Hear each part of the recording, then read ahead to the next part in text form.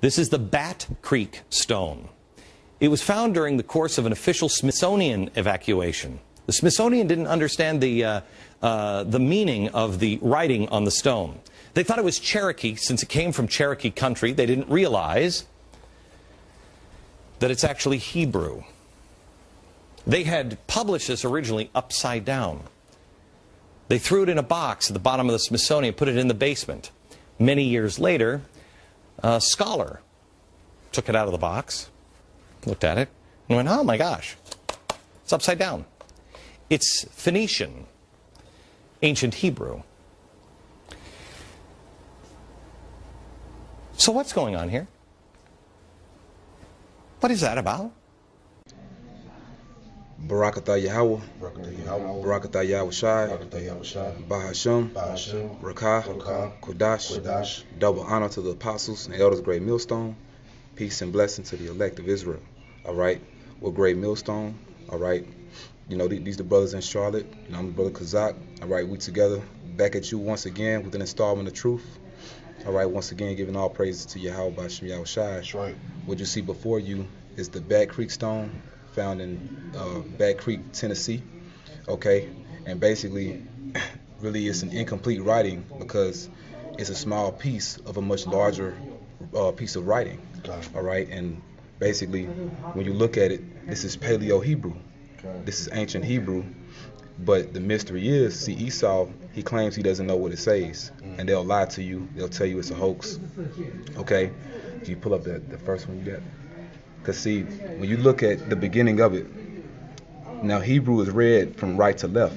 Now when you look at those first two characters, it's hard to pretty much make out what they say, you know, because that doesn't look like Paleo. And you're going to find out it's really not Paleo, but it's still Hebrew.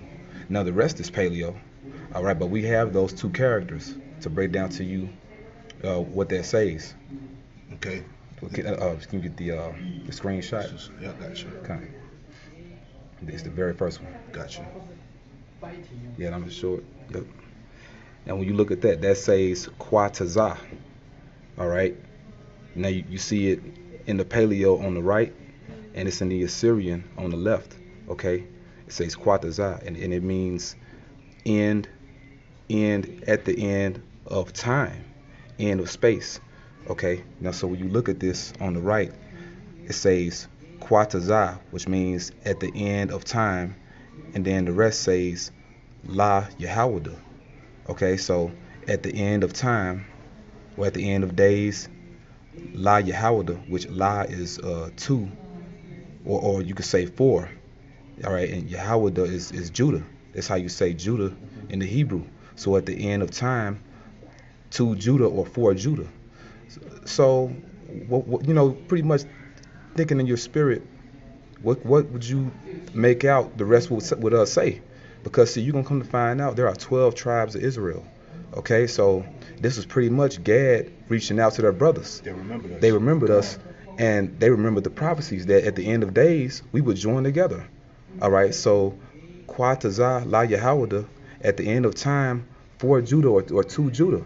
We come together, man, as one nation again, okay? And Baba Kushah, we can get that, the second screenshot. You can just pretty much read, if you can read it for me. Gotcha. It says Bat Creek inscription. It says the Bat Creek inscription, also called the Bat Creek stone or Bat Creek tablet, is an inscribed stone collected as part of a Native American burial mound excavation in London County, Tennessee. In 1889 by the Smithsonian Bureau of Ethnology Mound Survey directed by entomologist Cyrus Thomas. The inscriptions were initially described as Cherokee, but in 2004 similarities to the inscription that was circulating in a Freemason book were discovered. Howick's Kenneth Fetter says the peer-reviewed work... Yeah, wait, is he calling it a hoax? Mm-hmm. It's not a hoax, but go ahead, brother. It says, Kenneth Fetter says the peer-reviewed work of Mary L. Kawaz and Robert Manafort has demolished any claims of the stone's authenticity. Manafort and Kawaz themselves state the Bat Creek stone is a fraud. And you Edomites are a fraud, and the Smithsonian Institute are nothing but thieves. Mm-hmm. You know, and that's what Esau does. He steals everything. Okay, so and they specifically said they got this stone from a burial mound. Okay, Baba Kushah, can you get that in Jeremiah? Got you, 8:1, and then we with that what you got Habakkuk. Go ahead, brother. All right, this is Jeremiah chapter 8, verse 1. At that time, saith Yahweh Shem Yahushai, they shall bring out the bones of the kings of Judah, and the bones of his princes, and the bones of his priests, and the bones of the prophets, and the bones of the inhabitants of Jerusalem out of their graves. Right, now, that prophecy is speaking about Judah, but see, you're going to come to find out that same curse fell on the other tribes as well. Okay?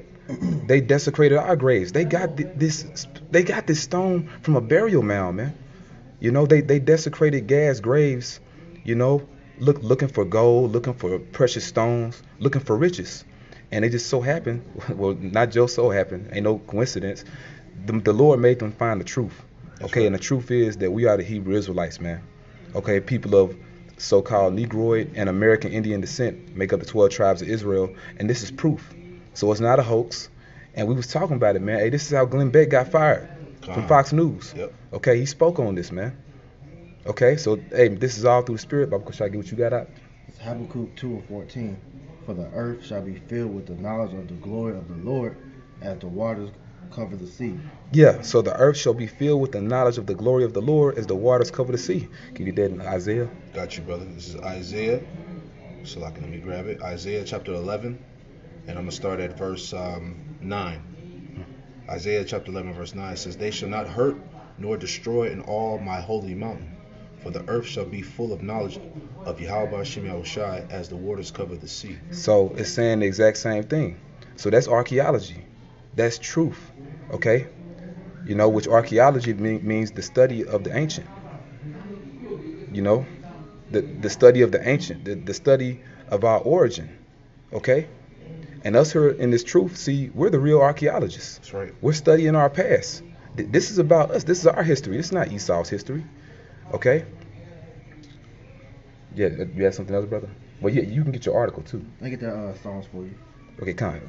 This Psalms 85:11 says, truth shall spring out of the earth, and righteousness shall look down upon from heaven.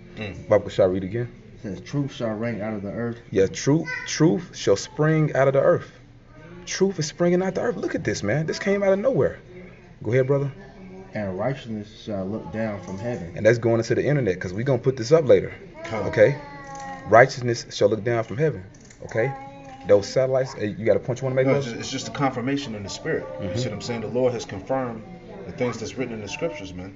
For the ones that's carnal minded, for the ones that need to see it to believe it. You see what I'm saying? Well, we're giving it to you, man. This is it. You know?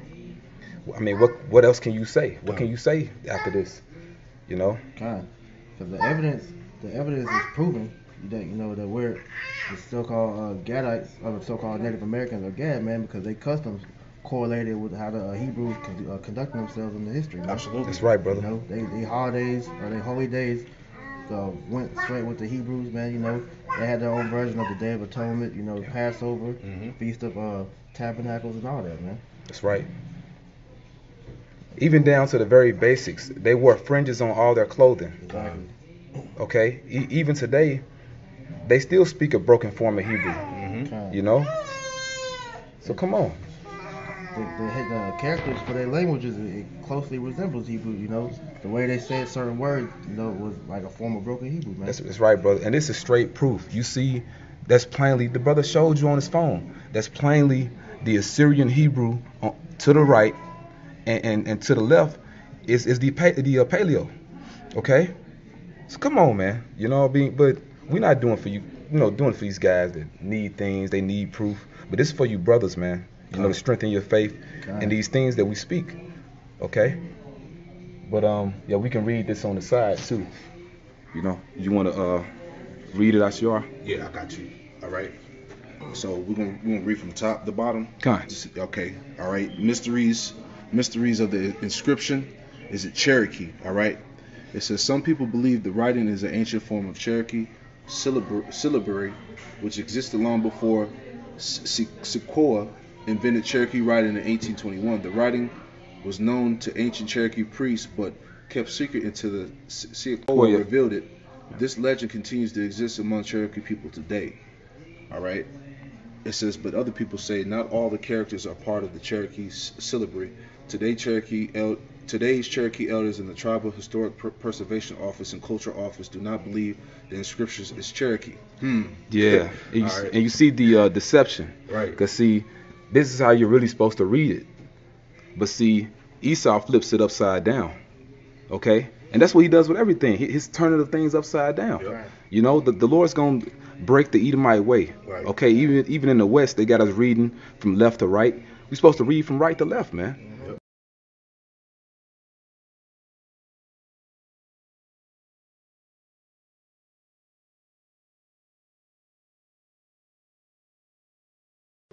You know, so this is right in your face. But yeah, we can read. Right. Now here's the interesting part. It says, is it Hebrew?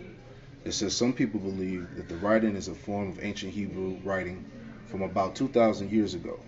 Perhaps the stone was brought here by ancient travelers or traded from far away. Because you know the Northern Kingdom came over here. What was the year?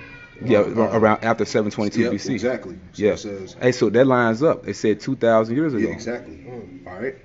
So they were already over here. All right. It says perhaps the Cherokees and other American Indians are descended from the lost tribes of Israel.